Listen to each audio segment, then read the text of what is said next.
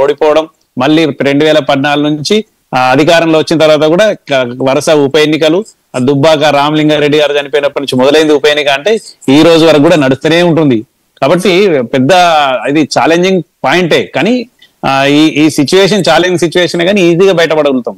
ఎందుకంటే మేము ఈ రేంజ్ లో కాంగ్రెస్ పార్టీని ఎదిరించగలిగినాం. రేవంత్ రెడ్డి గారు లాంటి ఒక ముఖ్యమంత్రి ఇష్టం ఉన్నట్టు నేను ఏదంటే అది ప్రవర్తిస్తా, ఏదంటే అది మాట్లాడతా, ఏదంటే అది చేస్తా అన్నటువంటి వాడిని ఎదిరించుకుంటూ కేటీఆర్ గారు బ్రహ్మాండంగా చేశారు.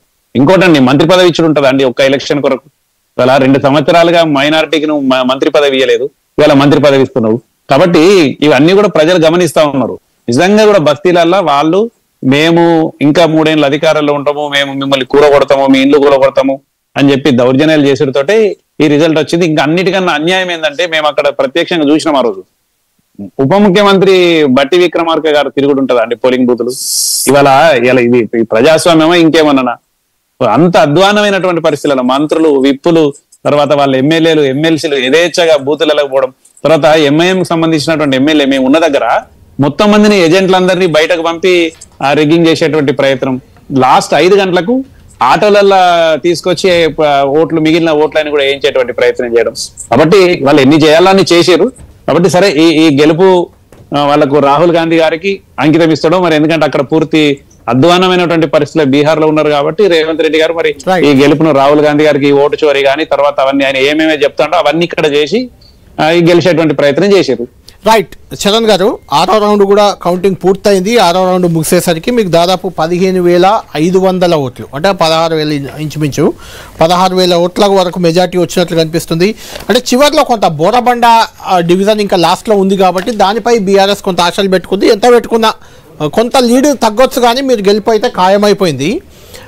అయితే ఒక్క ఉప ఎన్నిక కోసం అజారుద్దీన్ మంత్రిని చేయడం కానీ, అక్కడ బీహార్లో మీకు చూస్తే 50 సీట్లు కూడా రావట్లేదు. కాబట్టి జూబ్లీహిల్స్ గెలుపుని రాహుల్ గాంధీకి గిఫ్ట్ రేవంత్ రెడ్డి ఇస్తున్నారు అని శ్రీకాంత్ రెడ్డి గారు చేసిన కామెంట్ కానీ ఎలా చూస్తారు దీన్ని? అంటే మీరు జూబ్లీహిల్స్ ఆనందం మీ మొహంలో కనిపిస్తుంది, కానీ బీహార్ ఓటమి కనిపించట్లేదు. ఆ బాధ గెలుపోవడం అనేది ఎక్కడైనా సహజం. గెలిస్తే పొంగిపోడు, ఓడిపోతే కుంగిపోవడం అనేది ఉండదు. ఇది రాజకీయాల్లో మిరాకిల్ జూబ్లీహిల్స్ ఎలక్షన్ అనేది. ఎందుకంటే మేము -5 నుంచి +5కి వచ్చినాం.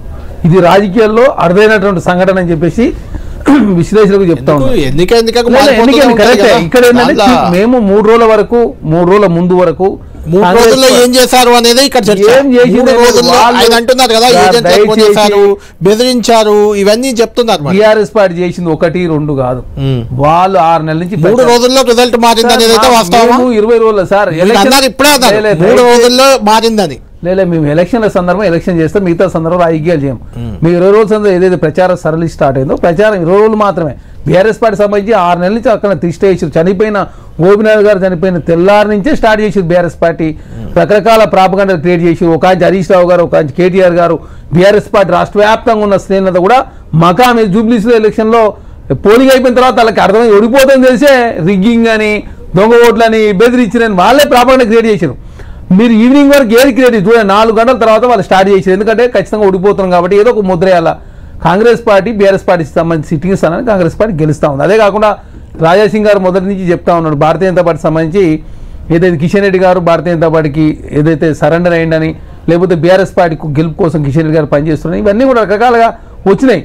అదే కాకుండా మా అభ్యర్థి రౌడీ అని ముద్ర వేసారు. ఒక్కో రోజు ఒక్కొక్క ఈవెంట్ తీసుకొచ్చి కాంగ్రెస్ పార్టీ బలహీన పరిచే ప్రయత్నంలో బీఆర్ఎస్ పార్టీ ప్రాపగండా క్రియేట్ చేసిన జూబ్లీహిల్స్ ప్రజలు కాంగ్రెస్ పార్టీని హక్కును తెలుసు కాంగ్రెస్ పార్టీని భారీ మేరతో గెలవబోదు. భారీ మీన్స్ 25,000 వరకు అయితే 20 కూడా దాటే అవకాశం అని చెప్పి కనబడతా ఉంది. ప్రధానంగా మీ షేక్పేటలో ఎప్పుడైతే మాకు లీడింగ్ వచ్చిందో అప్పుడే మేము అనుకున్నాం షేక్పేటలో ఖచ్చితంగా, ఎందుకంటే కాంగ్రెస్ పార్టీ మైనస్ ఉంటుంది అనుకున్నాం. అదే కాకుండా ఇప్పుడు మీరు అన్నట్టు ఎర్రగడ్డకు సంబంధించి కూడా మీకు అడ్వాంటేజ్ ఉంటుంది.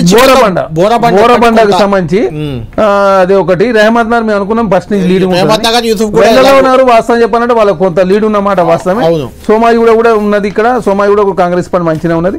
ఖచ్చితంగా ఏదేమైనప్పుడు కాంగ్రెస్ పార్టీ సంబంధించి ముఖ్యమంత్రి గారు ఇనిషియేట్ కావచ్చు, మంత్రులు కావచ్చు, కాంగ్రెస్ పార్టీ శ్రేణులంతా కూడా మంచిగా కష్టపడి జూబ్లీస్లో భారీ విజయాన్ని నమోదు చేసినందుకు ప్రత్యేకంగా జూబ్లీ ప్రజలకు కాంగ్రెస్ పార్టీ ఇచ్చిన హామీని ప్రతి నెరవేర్చే ప్రయత్నం ముందుకు. రైట్, మాతో పాటు సోలంకి శ్రీనివాస్ బీజేపీ అధికార ప్రతినిధి కంటిన్యూ అవుతున్నారు. ఇంతకుముందు 10 టీవీ ప్రేక్షకులందరికీ కూడా చెప్తున్నాను, నా డిబేట్లో నేను చేస్తున్న డిస్కషన్లో ఎక్కడ కూడా ఉద్రిక్తతలు రెచ్చగొట్టడం కానీ గెస్ట్ల మధ్య గొడవలు పెట్టడం కానీ దానివల్ల ఏదో ప్రయత్నం 10TV ఎప్పుడు చేయదు. మేము ఖచ్చితంగా విషయం మీదనే సబ్జెక్ట్ మీదే చర్చలు తీసుకుంటున్నాం. కొన్ని సందర్భాల్లో గెస్ట్ లెవెల్ అయిన high tension high tempo create అయినప్పుడు ఇలాంటి జూబ్లీహిల్స్ ఎన్నికలు బీహార్ ఎన్నికల సందర్భంగా గెస్ట్ల మధ్య కొంత వచ్చే అవకాశం ఉంది. మనకు అది ఇంతకుముందు కనిపించింది. అలాంటిది మేము రాకుండా జాగ్రత్తలు ఖచ్చితంగా తీసుకుంటాం. సోలంకి శ్రీనివాస్ గారైనా బల్మూరి వెంకట్ గారైనా ఇద్దరు విద్యావంతులు యువకులు, వాళ్ళు కూడా మిగిలిన వాళ్ళకి ఆదర్శంగా ముందుకు డిబేట్లో వెళ్లాల్సిన అవసరం ఉంది. ఆ రకంగానే తీసుకెళ్లే ప్రయత్నం 10TV చేస్తుంది. సోలంకి గారు మాతో జాయిన్ అవుతున్నారు. సోలంకి గారు, అది హై టెంపోలో జరిగే చిన్న చిన్న సంఘటనలు గానే దాన్ని చూడాలి మనం. అది వ్యక్తిగతంగా బీజేపీకి కాంగ్రెస్ కానీ సోలంకి శ్రీనివాస్కి వెంకట్ కానీ